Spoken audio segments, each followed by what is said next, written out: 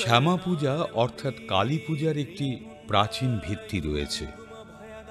তন্ত্র অনুসারে কালী দশমহাবিদ্যার প্রথম দেবী এবং শাক্ত সম্প্রদায়ের একটি প্রধান পূজা।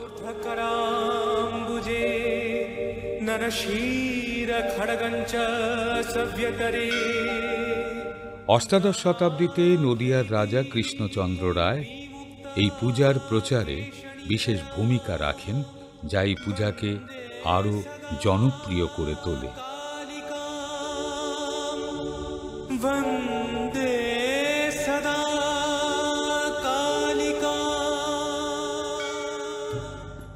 উত্তরের জনপদে বিভিন্ন জায়গার শ্যামা পূজার আয়োজন কলেবরে ঐতিহ্যে সাধারণ মানুষের মন কেড়ে নেয়। ঐতিহাসিক প্রেক্ষাপটও একটা বিশেষ ঐতিহ্য বহন করে। এবারে শ্যামা পূজা পরিক্রমায় আমরাও বেরিয়ে পড়েছিলাম এ প্রান্ত থেকে ও প্রান্তে। আমরা প্রথম যাই ৫১ পীঠের এক পীঠ, যা ভ্রামরী দেবী সতী পীঠ হিসেবে চিহ্নিত। এখানে সতীর পা পড়েছিল বলে কথিত আছে।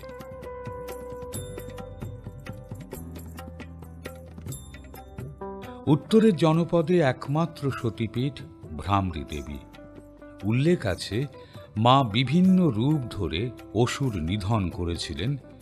একটি রূপ ভ্রমর, এই রূপে অসুর নিধন করেছিলেন, সেই থেকে ভ্রামরী দেবী হিসেবে সমধিক পরিচিত। এটা আমাদের বৈকুণ্ঠপুর ফরেস্ট, এটা আমাদের ৫১ পীঠের এক পীঠ মা ভ্রামরী দেবী।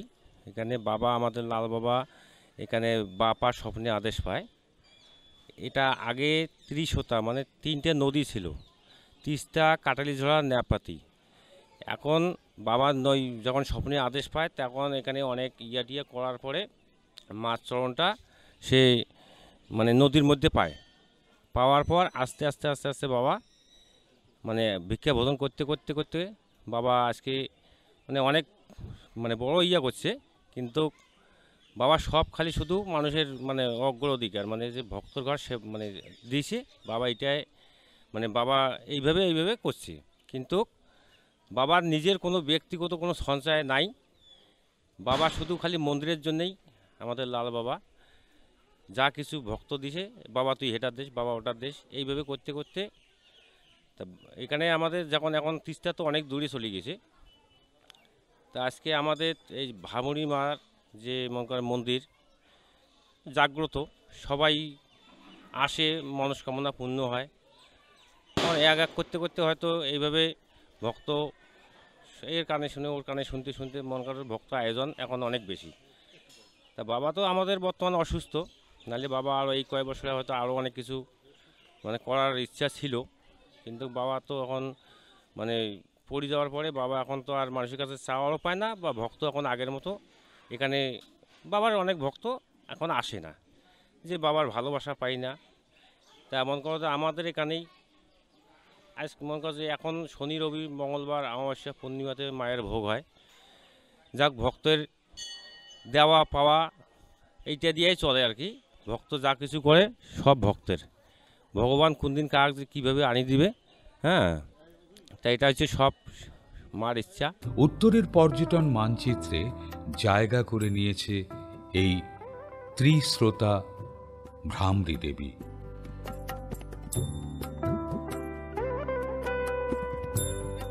ধীরে ধীরে যাতায়াতের সুবিধা ছাড়াও আরও অনেক সুবিধা বেড়ে যাওয়াতে অনায়াসে ভক্তরা এই ভ্রামরী দেবী দর্শন করতে পারেন। বৈকুণ্ঠপুরের গভীর জঙ্গলে এই মন্দিরের অবস্থান বলে পর্যটকদের আলাদাভাবে আকর্ষণ করে। ভ্রামরী দেবী মন্দির থেকে আমরা সরাসরি চলে যাই ময়নাগুড়িতে। সেখানে শ্যামা পূজার আয়োজন চোখে পড়ার মতো। সুভাষনগর সর্বজনীন শ্যামা পূজার আয়োজন ছিল বাঁশের কাজ সহ হোগলা পাতা দিয়ে মণ্ডপ সজ্জা। ৫৪তম বর্ষে বহু দর্শক সমাগমে সরগরম ছিল পূজা প্রাঙ্গণ। পরিচালনায় মাচা ইউনিট। এবছর আমাদের ৫৪তম বর্ষে পদার্পণ। আপনারা জানেন যে উত্তরবঙ্গে একটি খুব ভেরি রিসেন্টলি বন্যা পরিস্থিতি তৈরি হয়েছিল।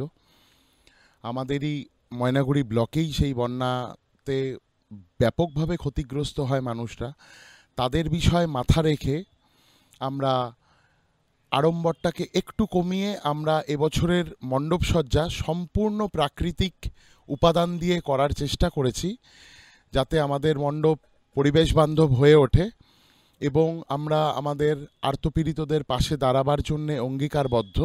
আমরা চেষ্টা করছি, আমরা সারা বছরই আমরা বিভিন্ন সামাজিক কাজকর্মের সঙ্গে যুক্ত থাকি, তো এবারও আমরা তার ব্যতিক্রম রাখছি না।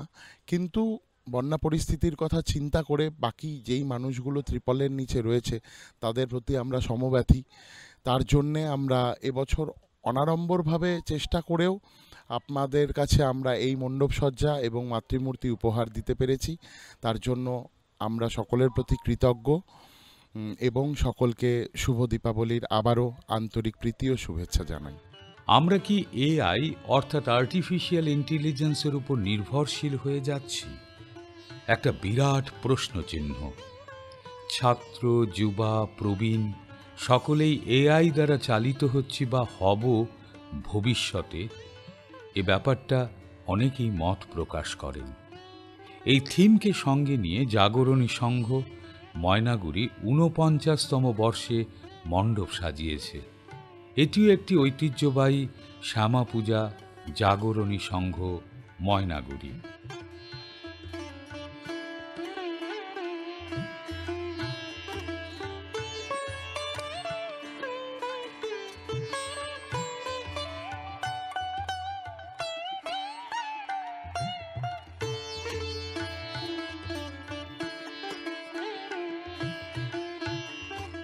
আমাদের এই পুজো এবারের থিম এআই আর্টিফিশিয়াল ইন্টেলিজেন্স।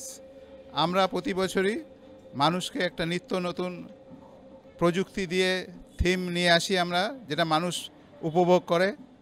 এবারের থিম ওই জন্য আমাদের আর্টিফিশিয়াল ইন্টেলিজেন্স। আমাদের ক্লাবের এবার ৪৯তম বর্ষ। আমরা আশা রাখি মানুষ আমাদের এই পুজো অন্যরকম একটা মাত্রা নিয়ে উপভোগ করবে। মণ্ডপে মণ্ডপে সংস্কৃত উচ্চারণে পুজো হয়, মায়ের আরাধনা চলে। আমরা কতটা শুদ্ধভাবে মায়ের প্রার্থনা করি? সাগরদ্বীপ ক্লাব ময়নাগুড়ির ৩৫তম বর্ষে এবারের নিবেদন ছিল শুদ্ধ সূচি।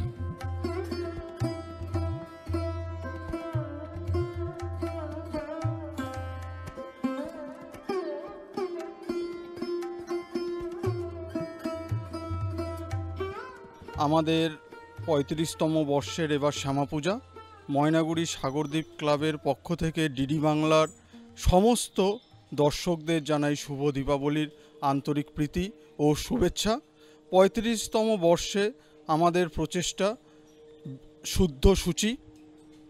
বই পড়ার মাধ্যমে নিজের অন্তরাত্মাকে জাগ্রত করে সমাজের মধ্যে আলোর বিকাশ ঘটানো এবং জ্ঞান অর্জন করে সমাজকে কুসংস্কার থেকে মুক্ত করে আলোর পথে নিয়ে আসাই আমাদের উদ্দেশ্য এই থিমের। আমাদের এবার আলোকসজ্জায়ও থাকছে অভিনবত্ব। এছাড়াও আমরা সারা বছরই সমাজসেবামূলক কাজের সাথে যুক্ত থাকি। এবার আমরা কালী পূজার মধ্যে কোনো সমাজসেবামূলক অনুষ্ঠান করছি না। আমরা এবার আমাদের উত্তরবঙ্গে বন্যা বিধ্বস্ত এলাকাগুলিতে কালী পূজার পর আমরা যাব এবং আমাদের তরফ থেকে কিছু ত্রাণ সামগ্রী তুলে দেব। এরপর আমরা চলে আসি আরেকটি শ্যামা পূজা শহর ধূপগুড়িতে। এখানে অনেক কয়টি পূজা মানুষের মন কেড়ে নেয় দর্শনার্থীদের। ধূপগুড়ির বড় বাজেটের পুজো এসটিএস ধূপগুড়ি। এবারে ৫৫তম বর্ষে মণ্ডপ সজ্জা ছিল মায়াপুরের ইস্কন মন্দির। অবিকল তুলে ধরা ইস্কন মন্দিরের আদলে মণ্ডপসজ্জায় প্রতিমা তৈরি হয়েছিল ধানের শীষ দিয়ে।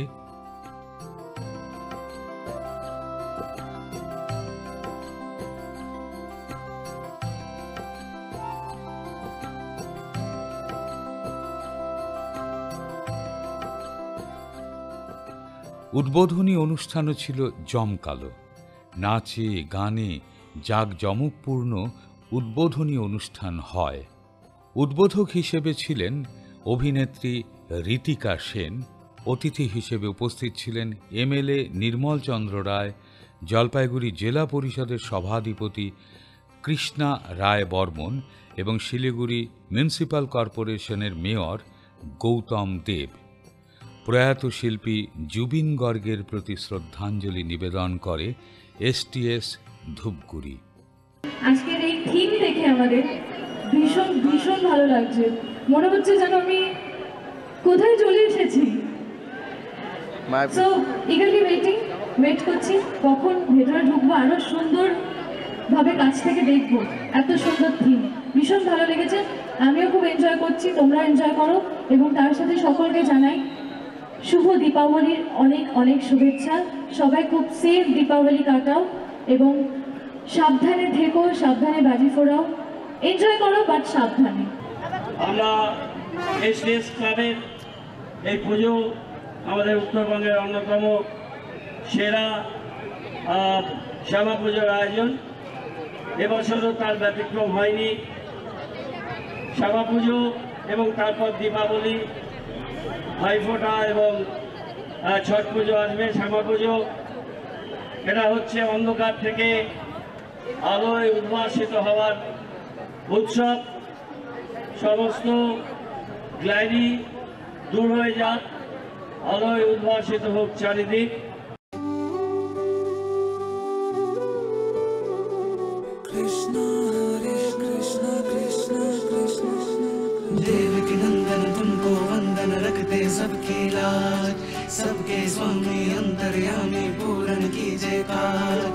देवकी नंदन तुमको वंदन रखते सबकी लाज, सबके स्वामी अंतर्यामी पूर्ण कीजिए काज।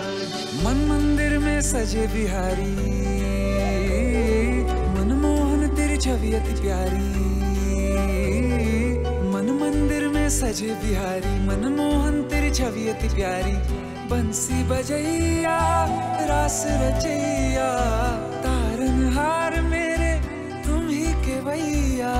तुमसे बड़ा कहाँ कौन कन्हैया। श्री कृष्ण गोविंद हरे मुरारे, हे नाथ नारायण वासुदेवा।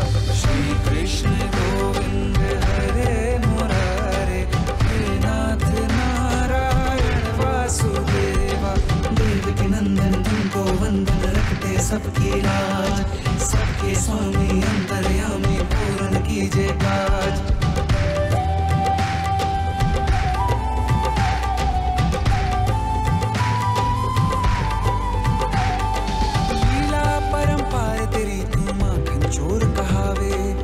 सागर से सबकी नैया तू ही पार लगावे। भक्तों का सहारा तू बांसुरी वाला, मथुरा के बसैया ओ नंद के लाला। तेरी भक्ति में नाचे सबका तातैया। श्री कृष्ण गोविंद, श्री कृष्ण गोविंद हरे मुरारे, हे नाथ नारायण वासुदेवा। हे नाथ नारायण वासुदेवा। देवकी नंदन तुमको वंदन रखते सबकी लाज, सबके स्वामी अंतर्यामी पूर्ण कीजिए काज। देवकी नंदन तुमको वंदन रखते सबकी लाज, सबके स्वामी अंतर्यामी पूर्ण कीजिए काज।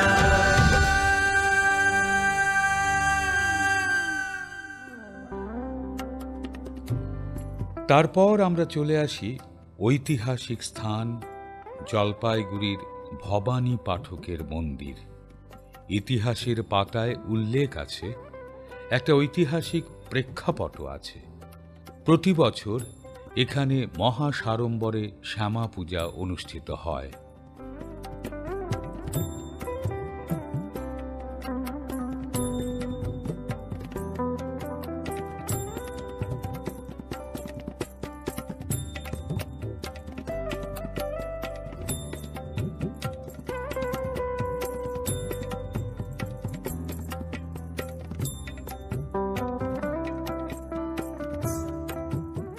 জয়পুরের শেষমহলকে সরাসরি তুলে এনেছেন মণ্ডপসজ্জায় দাদাভাই ক্লাব জলপাইগুড়ি। প্রতি বছরের মতো এবারও ৪৮তম বর্ষে দর্শনার্থীরা ভিড় জমিয়েছিল পূজা প্রাঙ্গণে।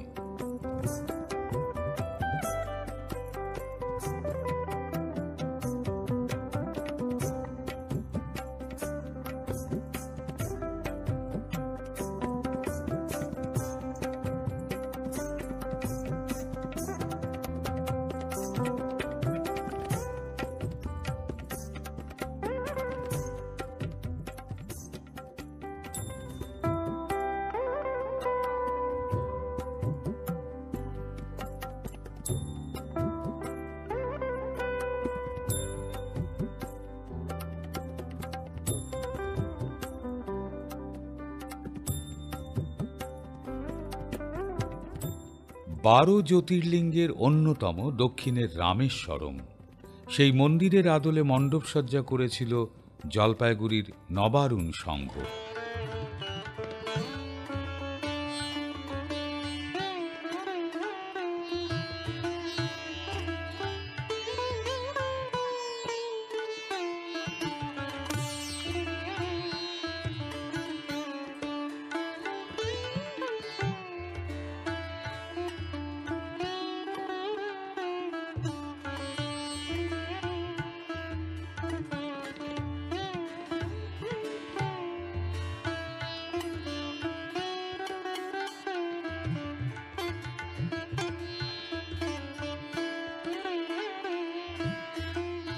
নবারুণ সংঘ ক্লাব ও পাঠাগার ৬৭তম বর্ষে এবছরের আমাদের থিম ছিল সেটা হচ্ছে রামনাথ স্বামী টেম্পল, যা তামিলনাড়ু রামেশ্বরমে অবস্থিত।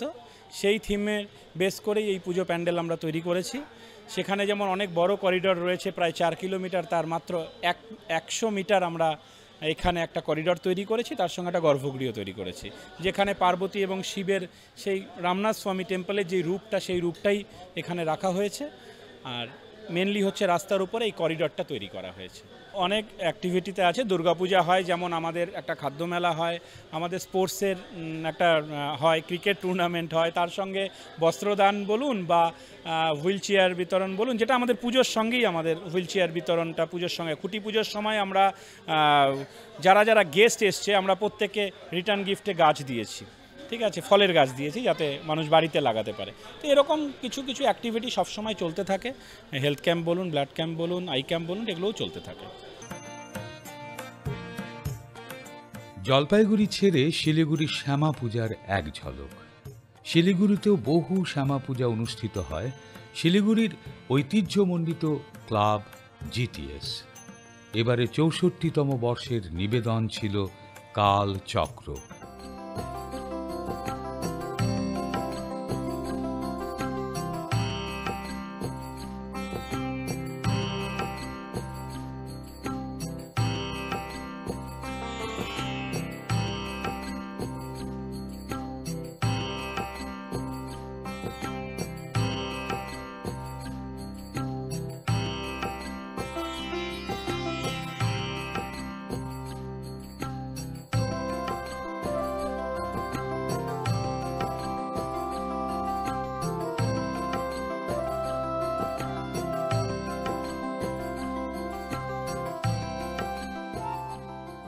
তৃতীয় বর্ষে পদার্পণ করল শিলিগুড়ি রবীন্দ্রনগরের মাতৃছায়া। নিয়ম নিষ্ঠা সহকারে পাড়ার মহিলাদের সম্পূর্ণ সহযোগিতায় শ্যামা পূজা অনুষ্ঠিত হয়। মাতৃছায়ার সদস্য থেকে সকলের সদস্যের হয়ে আমি বলছি যে আমি পার্থসারথী মজুমদার, আমাদের সেক্রেটারি সুদীপ মণ্ডল, উনিও আমাদের সদস্য, শ্রী জিতেন রয় মশাই প্রেসিডেন্ট আর কি। তো আমরা এই সোসাইটিতে সবাই মিলে একটা যাতে ফ্ল্যাট কালচার না হয়ে যদি একটু সবাই মিলে একসাথে একটা যাতে অনুষ্ঠানে সব কিছু পুজো অনুষ্ঠান, ব্লাড ডোনেশন ক্যাম্প হয় আমাদের এখানে। তাছাড়া আমরা ব্ল্যাঙ্কেটের জন্য কম্বল বিতরণ করেছি এখানে আজকে। তারপর সবাই অনুষ্ঠান করে বিভিন্ন রকম খাওয়া দাওয়া, সবাই যাতে একসাথে থেকে সবাই মিলে একসাথে একটা পরিবারের মতন সব কালচার করে, এইটাই আমাদের অনুষ্ঠান। এই কালী পুজো, গণেশ পুজো, সরস্বতী পুজো সব একসাথে হচ্ছে। আমাদের এখানে কালচারাল প্রোগ্রাম হয়, ব্লাড ডোনেশন ক্যাম্প তৈরি হচ্ছে, করা হয় বছরে একবার।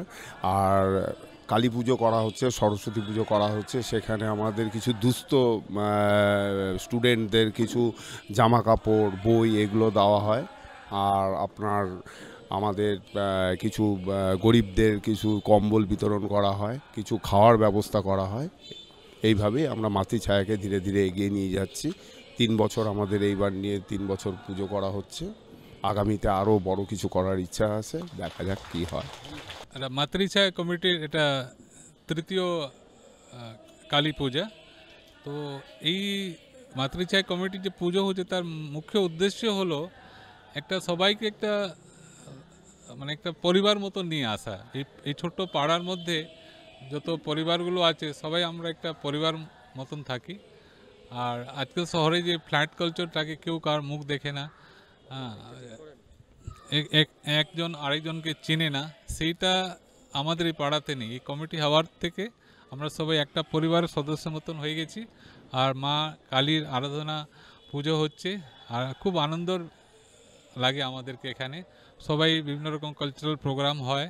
তার সঙ্গে থেকে সারা বছর আমাদের এই কমিটির বিভিন্ন রকম সেবামূলক কাজকর্মও থাকে, যেমন ব্লাড ডোনেশন বা দুস্থদের কম্বল দান, তাদের বিনা পয়সায় মেডিকেল ট্রিটমেন্ট, বিভিন্ন ডাক্তারি টেস্ট এগুলোও করা হয়।